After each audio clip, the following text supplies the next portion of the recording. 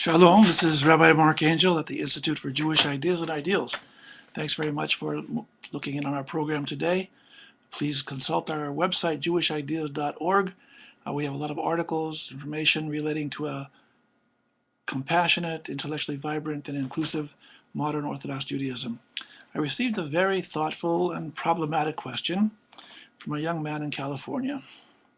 He's wondering about the obligatory nature of the covenant between God and Israel. His basic question is, how is it that we, living so many generations after Mount Sinai, how is it that we are obligated into the covenant and that we're subject to rewards and punishment based on agreements which were made by our ancestors rather than by ourselves? And here's what he says specifically. How is that a choice? I never made a choice to be born, let alone to be in a covenant, blah, blah, blah. How will you approach it? The question is a good question. The Torah tells us that God did make a covenant with the children of Israel in ancient times at Mount Sinai, and specifically says that the covenant was binding on all the Israelites then and all the generations to come, those who were there and those who were not yet born. This, of course, is a problematic issue from a theological point of view, and understandably, some people are troubled by it. If we step back from the question just for a moment, we realize that almost everybody in the world, not almost, in fact, everybody in the world is born into a covenant, a quotation marks, a covenant of some sort. Namely, none of us had a choice to be born to our own race, our own religion, to our own country. There's a very big difference from someone being born in the United States, another person being born in Iran, someone being born in Uganda, someone being born in Israel. Each of those births, which the person being born had nothing to say about, obviously have a tremendous impact on the person's destiny.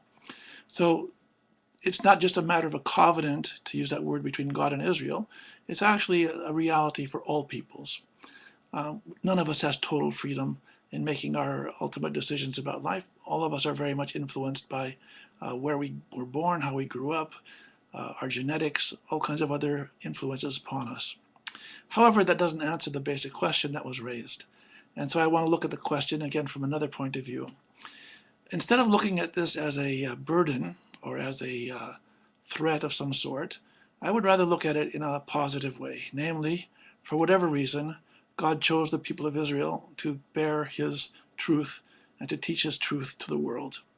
This was not a negative thing for Israel. This was a very positive thing. If a king or president of the United States came and said, you know, you're such a loyal and good citizen, I'm going to appoint you and all your children for generations to come to a worthy position of office within the government, as long as, of course, you're faithful to the government and faithful to the United States, I think all of us would think that's a very nice offer. Yes, there are downsides if we are not loyal, but on the positive side, it's a really very good offer. I think that's really how we need to look at this. God chose the people of Israel for whatever reasons, I won't go into that at this point, and told the people of Israel, look, if you are faithful to this covenant, this very special agreement between me and you, then you're going to find that you and your children to come for all generations will have a very special relationship with me. And yes, there's a negative side. If you're not loyal, and there are consequences, negative consequences that follow. I think that's how to look at it. Now, let's go another question. We who are born now, even if we accept what I just finished saying, may still ask the question, well, why am I bound by this? I understand I had no free will at all in this particular decision. And the answer is, that's true. But again, I would answer as follows. If we take advantage of this great offer which God gave to the people of Israel, and if we are true to this covenant, then I think we'll find a great deal of fulfillment and satisfaction in our lives. If, on the other hand, we do want to opt out, God forbid, and we decide it's just too much for us, then we also know that over the generations, many Jews have indeed opted out of this covenant, one way or the other, and have chosen not to retain their Jewish identities or their Jewish religious traditions, etc.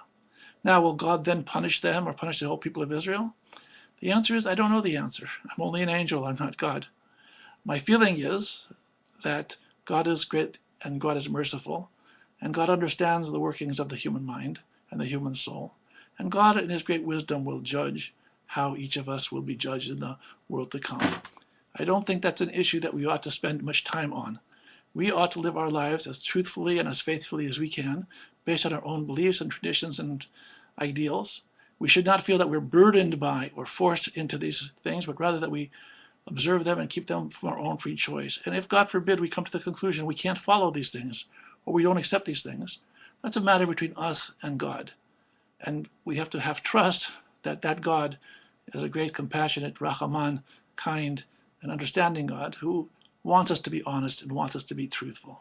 So again, from a cosmic point of view, God has a special relationship between himself and the people of Israel. This is a covenant which goes back to the Torah days and which continues to this day.